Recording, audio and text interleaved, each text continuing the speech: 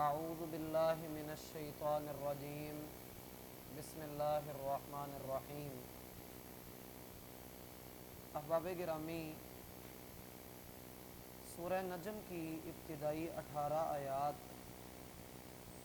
اس بات کی وضاحت کرتی ہیں کہ نبی مکرم صلی اللہ علیہ وآلہ وسلم کی رسالت، نبوت، آپ کا منہج، آپ کی تبلیغ،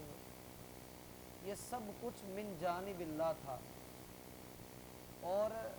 رسول اللہ صلی اللہ علیہ وآلہ وسلم کی اس دعوت کی کامل حفاظت بذات خود اللہ نے کی،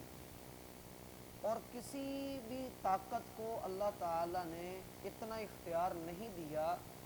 کہ وہ اس دعوت میں، اس منہج کے اندر اپنی طرف سے کوئی تبدیلی پیش کر سکے۔ سو اللہ سبحانہ و تعالی نے یہ بات ارشاد فرمائی کہ وَالنَّجْمِ إِذَا هَوَىٰ مَا ضَلَّ صَاحِبُكُمْ وَمَا غَوَىٰ، قسم ہے ستارے کی کہ جب وہ گرتا ہے، مَا ضَلَّ صَاحِبُكُمْ وَمَا غَوَىٰ، تمہارا صاحب، تمہارا ساتھی نہ بھٹکا ہوا ہے نہ وہ گمراہ ہے۔ اور ہم نے اس سورت کے آغاز میں، اس کے تعارف میں قصہ غرانیق پڑھا تھا کہ جب مسلمانوں کو یہ جھوٹی خبر پہنچی کہ مشرکین مکہ مسلمان ہو گئے ہیں، اور وہ حبشہ سے واپس آ گئے، اور جدہ پہنچ کر ان کو پتہ لگا کہ یہ خبر جھوٹی ہے کہ مشرکین ایمان لائے ہیں، تو اللہ سبحانہ و تعالی کی رضا کی خاطر انہوں نے دوبارہ ہجرت کی۔ بہرحال وہ ایک لمبا قصہ ہے جس میں مشرکین نے نبی علیہ السلام پہ یہ الزام لگایا تھا کہ انہوں نے ہمارے بتوں کی تعریف کی ہے، انہوں نے ہمارے بتوں کی تعریف کی ہے، اس لیے ہم نے سجدہ کیا۔ یاد ہے بات یا نہیں یاد؟ یہ سارا قصہ لمبا تفصیل کے ساتھ تب میں نے آپ کے سامنے رکھا۔ جو اس سورت کی ابتدائی 18 آیات ہیں، ان میں اللہ تعالیٰ نے جو باتیں سمجھائی ہیں، ہم ان کو 4 حصوں میں تقسیم کر سکتے ہیں۔ پہلی بات یہ کہ اللہ سبحانہ و تعالی نے اس قرآن کو اپنے نبی کے اوپر نازل کیا ہے، یہ کوئی عام بات نہیں ہے، یہ ایسی نہیں ہے کہ جیسے نجومی ستارے کی چال کو دیکھ کر کوئی پیشین گوئی کر دیتا ہے، خود اسے بھی نہیں پتہ ہوتا کہ یہ بات پوری ہوگی یا نہیں ہوگی، لیکن وہ منہ سے کچھ نکال دیتا ہے، کوئی جملہ بول دیتا ہے، اب وہ پورا ہو جائے تو وہ کہتا ہے میں تو سچا ہوں، اور اگر وہ پورا نہ ہو تو وہ اس کو قسمت آزمائی اور کئی طرح کے نام دے کر اپنا دامن بہرحال بچا لیتا ہے۔ اللہ تعالیٰ نے سورت کی پہلی آیت میں ہی نجومیوں کی ان باتوں کا رد کرتے ہوئے کہا کہ قسم ہے ستارے کی کہ وہ تو گر جاتا ہے، اس کی تو اپنی کوئی بنیاد نہیں ہے، جب تک اللہ تعالیٰ اس کو قائم دائم نہ رکھے تب تک جو ہے وہ رہ ہی نہیں سکتا، اللہ اس کو سہارا دے تو وہ رہے گا۔ بالکل اسی طرح محمد صلی اللہ علیہ وآلہ وسلم کو سہارا دینے والا، نبی بنانے والا، رسول بنانے والا خود اللہ ہے، اور اللہ تعالیٰ نے اس کو اس طرح کی حفوات سے، اس طرح کی لاغر چیزوں سے، کمزور چیزوں سے اللہ تعالیٰ نے اس کو محفوظ رکھا ہے۔ وہ ایسا نہیں ہے کہ جیسے نجومیوں کی باتیں ہوں، بلکہ یہ کلام اللہ تعالیٰ کا کلام ہے، اور اس کلام کی خوبی یہ ہے کہ اس کی بات شروع سے لے کر اخیر تک ایک ہی ہے، اور وہ کیا ہے کہ لوگوں آخری دن کا ظہور ہوگا، آخری دن قائم کیا جائے گا، قیامت کا دن آئے گا، اور یہ ایک ایسی حتمی بات ہے کہ انسان اس سے مفر اختیار نہیں کر سکتا، کسی کو اس سے کوئی مفر نہیں ہے۔ تو ایک تو یہ بات سمجھائی کہ یہ قرآن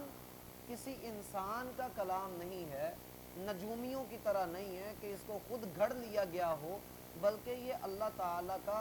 اپنا کلام ہے جو اس نے اپنے بندے محمد رسول اللہ صلی اللہ علیہ وآلہ وسلم پر نازل کیا۔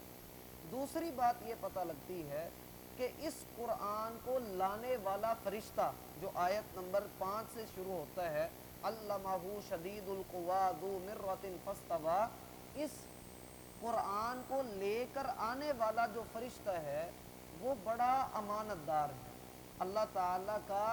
وہ مقرب صرف اس لیے ہی ہے کہ اس کے اندر امانت کی صفت بدرجہ اتم پائی جاتی ہے. جیسے اللہ تعالیٰ نے کہا نزل بہ الروح الامین، یہ بڑے مبارک اور امانت دار فرشتے کے ذریعے سے اللہ تعالیٰ نے اس کو نازل کیا ہے، اور اس کی امانت کی گواہی خود اللہ نے دی. تو اگر ایک فرشتہ جو نہایت امانت دار ہے اور اللہ تعالیٰ نے بتایا کہ وہ پورا علم رکھتا ہے، کامل علم والا ہے، ایسا نہیں ہے کہ اس فرشتے کو جو ہے وہ کوئی اور بات سنائے تو وہ فرشتہ اس سے متاثر ہو جائے، یا پھر اس فرشتے کو کوئی مغلوب نہیں کر سکتا. اللہ تعالیٰ نے اس کو طاقتور بھی بہت بنایا. جیسے ہم نے پڑھا کہ وہ 600 پروں کے حامل تھے. جبریل علیہ السلام اللہ تعالیٰ نے ان کو 600 پر عطا کیے. تو اس اعتبار سے بھی کہ وہ ایک اللہ کا مقرب فرشتہ ہے، امانت دار ہے، کسی سے متاثر نہیں ہوتا، اور کوئی اس کو جو ہے وہ مغلوب نہیں کر سکتا، کوئی اس کے اوپر حاوی نہیں ہو سکتا، اور وہ غلطی نہیں کر سکتا. وہ اسی لیے تو امانت دار ہے کہ وہ غلطی نہیں کر رہا. پوری دیانت کے ساتھ، پوری دیانت کے ساتھ، پوری امانت کے ساتھ وہ یہ کلام محمد الرسول اللہ صلی اللہ علیہ وآلہ وسلم تک پہنچا رہا ہے. یہ دو باتیں ہیں. تیسری بات یہ ہے کہ نجومی کا کام تو یہ ہے کہ اول تو اسے کچھ نظر نہیں آتا، اور بالخصوص تم جن بتوں کو گھڑ کر بیٹھے ہوئے ہو، لات ہے، منات ہے، عزا ہے، یہ جو تم نے بت گھڑے ہوئے ہیں یہ تو تم نے اپنے ہاتھوں سے تراشے. کیا ان اصلی انسانوں کو تم نے دیکھا ہے؟ ان اصلی ہستیوں کو تم نے دیکھا ہے؟ آیت نمبر 19 میں یہی ہے، افرأیتم اللات والعزی، کیا تم نے لات اور عزا کو دیکھا ہے؟ ومنات الثالثۃ الاخری، اور جو تیسری منات ہے جسے تم پکارتے ہو، آوازیں دیتے ہو، یا تم نے اسے دیکھ رکھا ہے؟ تو یہ بات کہ اللہ تعالیٰ نے محمد الرسول اللہ صلی اللہ علیہ وآلہ وسلم کو 2 مرتبہ کلام الہی لانے والا فرشتہ دکھایا. ایک افق اعلیٰ پر جو آیت نمبر 7 میں لکھا ہوا ہے وَهُوَ بِالْأُفُقِ الْأَعْلَىٰ، کہ نبی علیہ السلام جو ہے وہ پہلی وحی کے بعد جب آپ پہاڑوں کی طرف نکلے اور آپ کو جبریل آسمان کے کنارے پر نظر آئے، اور دوسری مرتبہ سدرۃ المنتہا کے پاس دیکھا. سمجھ رہے ہیں بات کو؟ یہ خلاصہ ہے ان آیات کا جو ہم کئی دنوں سے پڑھتے آ رہے ہیں. یہ تیسری بات ہوئی جو ان آیتوں سے ہمیں پتہ لگی کہ محمد صلی اللہ علیہ وآلہ وسلم نے اس فرشتے کو تو خود 2 مرتبہ دیکھا ہے، اور 2 مرتبہ بھی جب دیکھا ہے تو یہ وہم نہیں تھا بلکہ پوری یقینی کیفیت تھی. تم اپنے نجومیوں کو اور خود بھی اپنے گریبان میں جھانک کر دیکھو کہ جن کو تم اللہ کے سوا پکارتے ہو، کیا تم نے ان کو دیکھا بھی ہے؟ ایسا نہیں ہے. یہاں ایک بات آ سکتی ہے کہ اگر یہ دیکھنا ہی شرط ہے، اگر یہ دیکھنا ہی شرط ہے تو پھر تو اللہ کو دیکھ لینا چاہیے تھا تاکہ سارا قصہ ہی جو ہے وہ تمام ہوتا. تو بات یہ ہے کہ یہاں پر نبی علیہ الصلاۃ والسلام پر جو اصل الزام لگاتے تھے وہ یہی تھا کہ اس کے پاس کوئی اجمی آدمی آتا ہے، اس کے پاس معاذ اللہ کوئی شیطان آتا ہے جو اس کو باتیں سکھا کر چلا جاتا ہے. کبھی کہتے تھے اس کے پاس جنات آتے ہیں. تو اللہ تعالیٰ نے، کیونکہ یہ نبی علیہ السلام کو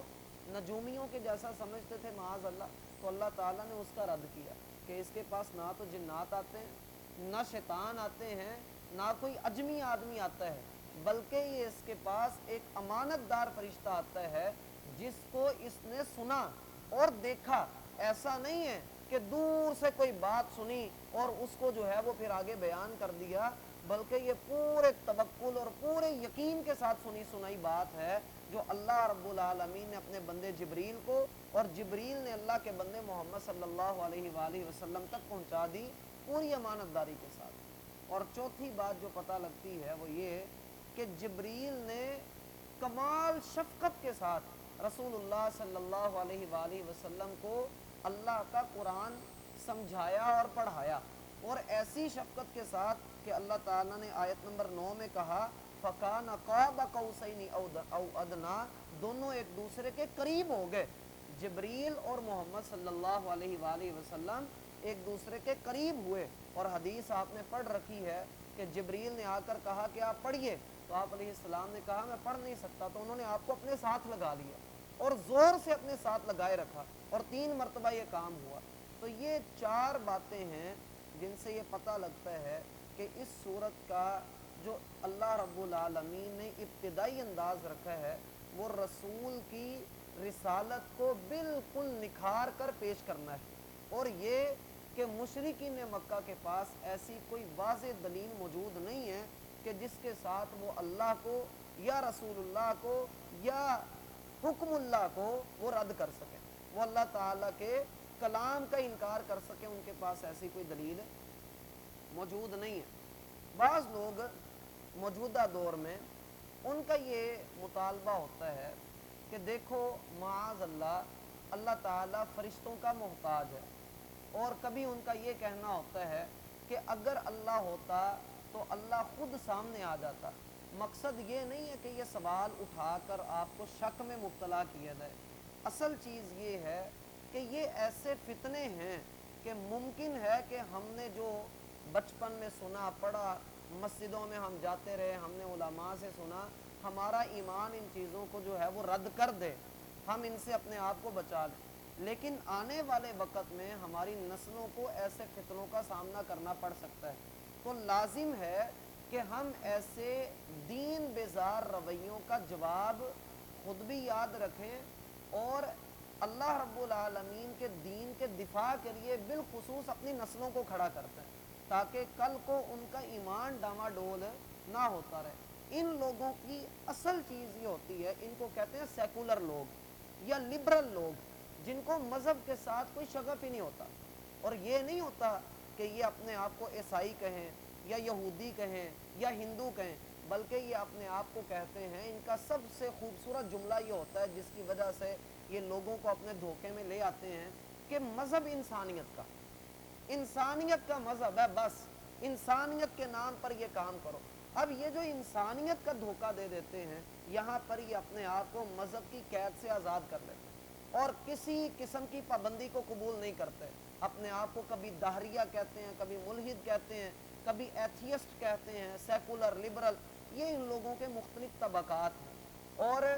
ان لوگوں کی اصل جو اساس ہوتی ہے وہ یہ کہ جو چیز عقل میں آ جائے بس وہی قابل قبول ہے، اور جو عقل میں نہیں آئے گی ہم اس کو قبول نہیں کریں گے۔ یہی وجہ ہے کہ اپنی عقل کی وجہ سے یہ پچھلے ہفتے کی رپورٹ تھی کہ وہاں پر کتنے کروڑ لوگوں نے جانوروں کی دمیں خرید کر اپنے آپ کو لگوا لی کہ ہم انسان نہیں رہنا چاہتے، ہماری عقل میں یہی آتا ہے۔ اور کتنے ہمارے اس ملک کے اندر یہ بل پاس ہوئے کہ مرد جب چاہے عورت کا روپ اختیار کر لے، اور عورت جب چاہے وہ مردوں کا روپ اختیار کر لے، جسے ہمارے ہاں ہم سمجھ لیتے ہیں خواجہ سرا ہے۔ تو یہ چیزیں ان لوگوں کی طرف سے زیادہ زور یہ ہوتا ہے کہ لوگوں کو زنا میں یا جسم کے معاملات میں جو ہے وہ لوگوں کو الجھا دیا جائے، اور دین کے اوپر جب یہ اعتراضات کرتے ہیں تو پہلی چیز ان کی یہ ہوتی ہے کہ اللہ تو ہے ہی نہیں،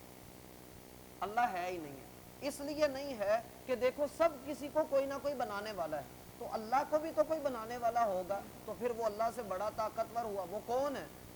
اس کا جواب ان کے پاس نہیں ہوتا۔ تو ہم کہتے ہیں جب اللہ سے بڑھ کر تم طاقتور کوئی مان رہے ہو اور خود تمہیں اس کا پتہ نہیں، تو اللہ کو ہی مان لو جو سب سے بڑھ کر طاقت والا ہے۔ حدیث میں آتا ہے کہ نبی صلی اللہ علیہ وآلہ وسلم نے ایسے فتنوں کی پیشین گوئی کر دی تھی۔ آپ صلی اللہ علیہ وآلہ وسلم نے فرمایا شیطان تم میں سے کسی ایک کے پاس آتا ہے اور تم سے کہتا ہے من خلق کذا، فلاں شے کس نے بنائی؟ تو تم کہتے ہو اللہ نے بنائی۔ پھر وہ کہتا ہے فلاں کس نے بنائی؟ تو تم کہتے ہو اللہ نے بنائی۔ وہ ساری چیزیں انسان کے سامنے رکھتا ہے اور انسان کہتا ہے سب کا خالق اللہ ہے۔ تو انسان کا جب ذہن وہ بنا لیتا ہے کہ ہر چیز کا کوئی خالق ہے، تو پھر اگلا سوال کرتا ہے من خلق اللہ، سوچو پھر اللہ کو کس نے بنایا؟ تو نبی علیہ السلام نے کہا جب تم ایسی کیفیت میں جاؤ فوری طور پر اللہ کی پناہ مانگو، فَلْيَسْتَعِذْ بِاللَّهِ وَلْيَنْتَهْ، اور اللہ تعالیٰ سے جو ہے وہ پناہ مانگ کر بائیں طرف 3 مرتبہ تھتکار دو، شیطان کو اللہ تعالیٰ تم سے دور کر دے گا۔ اور رہا ان کے عقلی جواب، تو علماء نے اس کے اوپر بہت سا کلام لکھ دیا ہے، بہت ساری باتیں کر دی ہیں، مثلا یہ کہ ان کا یہ کہنا ہوتا ہے کہ اللہ نظر کیوں نہیں آتا، تو ہم اس کا جواب اس صورت میں دیتے ہیں کہ دیکھو اس پوری کائنات کے اندر لاکھوں کروڑوں سیارے ہیں، جس پر ابھی تک سائنسدانوں کی نظر نہیں جا سکی ہے. جیسے اللہ نے سورت کے شروع میں ستارہ کہا والنجم اذا ہوا، قسم ہے ستارے کی جب وہ گرتا ہے. تو ستارے کی اللہ تعالیٰ نے قسم اٹھائی. زمین سے کئی کئی لاکھ گنا بڑے ستارے ہیں آسمان پر جو ہمیں چمکتے ہوئے نظر آتے ہیں تو ذرے برابر لگتے ہیں، اور سائنسدان ابھی تک اس تک پہنچ نہیں سکے اور انکار کرتے ہیں کہ اللہ کا. ہم یہ کہتے ہیں کہ اگر واقعی اس کائنات کو چلانے والا کوئی نہیں ہے تو پھر یہ ساری چیزیں ایک ترتیب کے ساتھ کیوں چل رہی ہیں؟ پھر ہر ایک اپنی مرضی کیوں نہیں کرتا؟ 1400 سال پہلے اللہ نے کہہ دیا کہ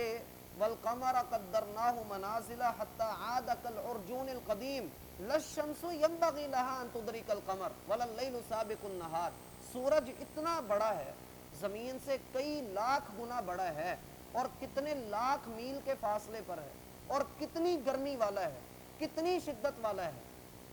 اور اللہ سبحانہ و تعالی نے کہا اتنی طاقت کے باوجود وہ چاند جیسی ٹھنڈی مخلوق سے پہلے نہیں آ سکتا، اس کو پیچھے نہیں چھوڑ سکتا. اللہ تعالیٰ نے جیسے جیسے جس کا نظام بنایا وہ اسی نظام کے تحت. جیسے ان لوگوں سے پوچھا جائے کہ سورج کے اندر کیا ہے، یہ کہتے ہیں گیسیں ہیں، آگ ہے. ہم پوچھتے ہیں تم نے جا کر دیکھا؟ تو کہتے ہیں نہیں، اس کے قریب جانا ممکن نہیں ہے. تو ہم کہتے ہیں اگر سورج کے قریب جانا ممکن نہیں اور تم یہاں زمین پہ بیٹھ کے کہتے ہو کہ اس میں آگ ہے، گیسیں ہیں اور بہت سارا جو ہے وہ حرارت کا سامان اس میں موجود ہے، تم یہاں بیٹھ کر یہ بات کہہ دو اور یہ تمہاری منہ کی بات ہے، جبکہ اللہ قرآن میں کہتا ہے میں موجود ہوں،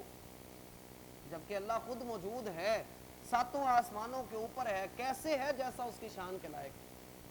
تو یہ چیزیں انسان کو سمجھ لینی چاہیے. اسی طرح یہ کہہ دینا کہ اللہ تعالیٰ جو ہے وہ معاذ اللہ فرشتوں کا محتاج ہے، حالانکہ ایسا نہیں ہے. اللہ سبحانہ ہوا پھر تو اس طرح انسان اپنے ہاتھ کا محتاج ہوا. اصل طاقت تو یہاں دماغ کی طاقت. اسی طرح اللہ سبحانہ ہوا تعالیٰ نے اپنے نظام کے اندر ہر انسان کو، فرشتوں کو، جنات کو، مخلوقات کو پیدا کر رکھا ہے، اور ہر ایک جو ہے وہ اپنے اپنے کیے ہوئے کام کے اوپر لگا ہوا ہے. جس پر وہ پیدا کیا گیا وہ کر رہا ہے، اور اللہ تعالیٰ اپنی طاقت میں، اپنی صفات میں وہ سب سے بلند تر ہے. اس میں اللہ سبحانہ و تعالیٰ کے بارے میں یہ خیال کر لینا یہ صرف عقل کی جو ہے وہ مار ہے اور اس کے علاوہ کچھ بھی نہیں. اللہ تعالیٰ ہمیں سمجھنے کی توفیق عطا فرمائے. یہ اس طرح کی تشکیک اور لوگوں کے اندر جو ہے وہ اس طرح کے رویے اختیار کر لینا، یہ پرانے وقتوں میں امام شافعی کے دور میں، ابن تیمیہ رحمہ اللہ کے دور میں ان لوگوں کو کہا جاتا تھا فلسفی قسم کے لوگ، جن کو جو ہے وہ صرف متکلمین بھی ان کو کہتے تھے کہ صرف جو ہے وہ لفظوں کی جو ہے وہ سائنس کے اندر جا کے لفظوں کو پھیر پھیر کر کے اگلے کو پھنسانے کی کوشش کرنا. تو یہ ساری چیزیں جو ہے وہ فضولیات سے تعلق رکھتی ہیں. اللہ تعالی ہمیں سمجھنے کی توفیق دے اور ایمان کی سلامتی عطا کرے. سبحانک اللہم و بحمدک اشہد ان لا الہ الا انت استغفرک و اتوب الیک.